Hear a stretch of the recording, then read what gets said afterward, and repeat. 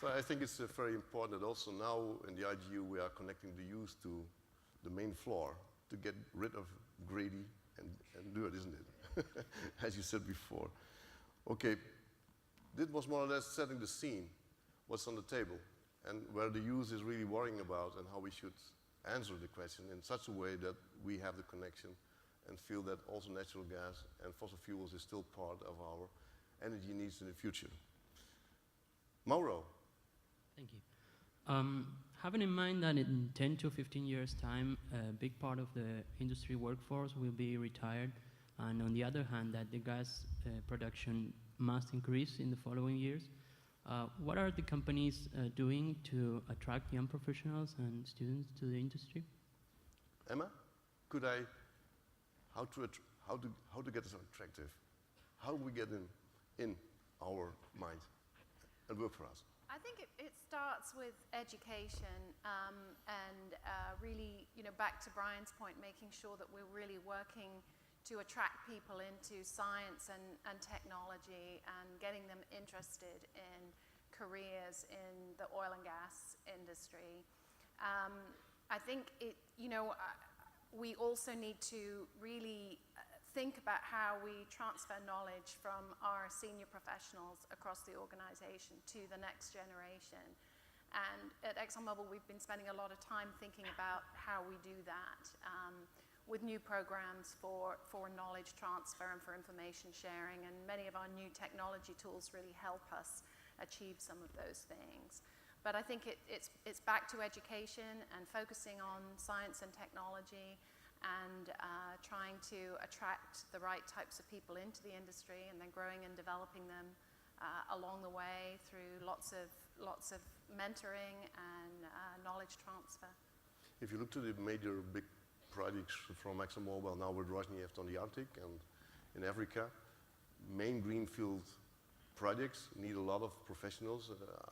How are you going to, as a concept, get them locally and internationally, trying to put them together for a long period because it's all long-lasting projects over 30 years? Absolutely. I mean, that's exactly what we need to be doing and what we are doing. If you look at the PNG LNG project is a great example where we're working to train local people to join ExxonMobil and to learn how to run, an operation and a business. And we've been investing significantly to try to make that a sustainable business for PNG for decades to come. So that's what we need to be doing. Thank you. Okay, Sue, you have been asleep. Oh, God, sorry. I'd like to have a follow-up question for that. No, go ahead. Back in 90s, when the oil prices were low, we fired as an industry a lot of people. And when I come and join the industry, I see actually an entire generation is missing in the industry. Now, going forward, if similar scenario appears, do you think that youth will we run into similar scenario again, like firing the people? And I think a lot of the people or talented students who I've talked to, that's one of their concerns. Like, what if the oil prices go down? Are they going to fire us? What's the security do we have?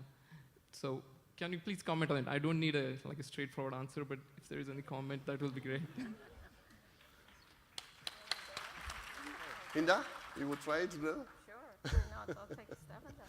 No, look, I think the industry suffered from the cyclical nature of it in the past, so I think denying it is not useful. We all know there is a crude change happening, and it's time to do something about it. Now, I don't think the industry sat and did nothing in the last few years. Certainly in the last decade, there is some knowledge about it, and now people have been hiring. So whether we will do the same mistake, it all depends on the cycle. So I think we have to be clear that enterprises, when they are pursuing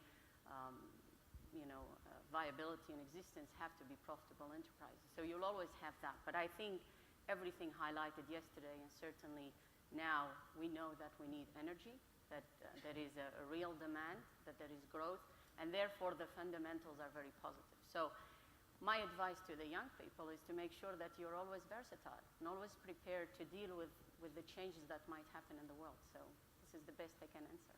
Right. Thank you. Thank you. We tried all the questions yesterday, and we were making some nasty remarks, and everybody had a wrong sleep or no sleep, trying to overhaul it again. Sue. What's your question now? Okay, it has been changed. So, okay, my question is, now the world is growing flat, and we know that international oil companies have business in many countries. Also, national oil companies have partnership from different parts of the world, and now they are going to seek for production all over the world also. So do you think the cultural difference will be a challenge in the future gas industry, because the emerging countries are more and more involved in their international natural gas industry? And could you please give us an example and case of how the cultural difference raised a problem and how you resolved that in the past? Thank you. Anwar? Thank you very much. That's From Shell? Yeah, that's a very good question. Can you hear me? You can hear Anwar? Thanks. Yeah? I think, so the nature of this industry is actually quite unique. You basically have competition on one end, but it's also a lot of collaborations within the various parties. It used to be collaborations mostly among the IOCs, but over time, if you look at it, the more and more collaborations has been between IOCs and the NOCs. I think many of the NOCs are going global as well. So what you will see is that over time, the people will play, understanding that there are the different nuances of local cultures, what called governmental demand, markets and things like that. Those kind of collaborations and partnerships would actually strengthen this industry. Many of this, in fact, if you look at it, some of the things that quite a few of these international oil companies have done as well, they're trying to localize not only the workforce, but also their among the leadership ranks. Under the banner of many of those would actually understand the local market, the nuances, and the cultures a lot better. That's at least that's what I know what we do in Shell. Thank you. Thank you very much. Juan, could you maybe, from a European perspective, say something about the same? Anwar did not more or less from the Asian Shell perspective, but how is Europe going? And I guess as one of the main, well, also in the LNG business, operating and so on, how is Spain and Europe? Well, I agree. I think that we all have to cooperate, and I think also that the world is becoming more united. We have more information, so we know much better each country to each other. From our perspective, we are in Latin America. Well, for Spain, perhaps it's easier because the culture of Latin America is closer to the Spanish one, so it makes it easy. But for instance, we have a cooperation with a Dutch company in a Mexican LNG facility, and once we visited them, they told us that their board of directors was not only the Dutch were not the majority, so that already the board of directors was mostly from all over the world. So I think that this is a trend that will continue, and most companies, when they will internationalize, they will understand more and they will integrate people from all the countries working for them. Thank you. A Brazilian question, Milton. I'd like to know how your companies are managing intellectual property. For example, in developing unconventional energy resources, would you share it for the benefit of the industry, or would you keep it as a proprietary knowledge of your company? It's a difficult question. Uni? IP. Okay, I think all companies have their own, we have to look after our own intellectual property, because that's how we grow and do our business.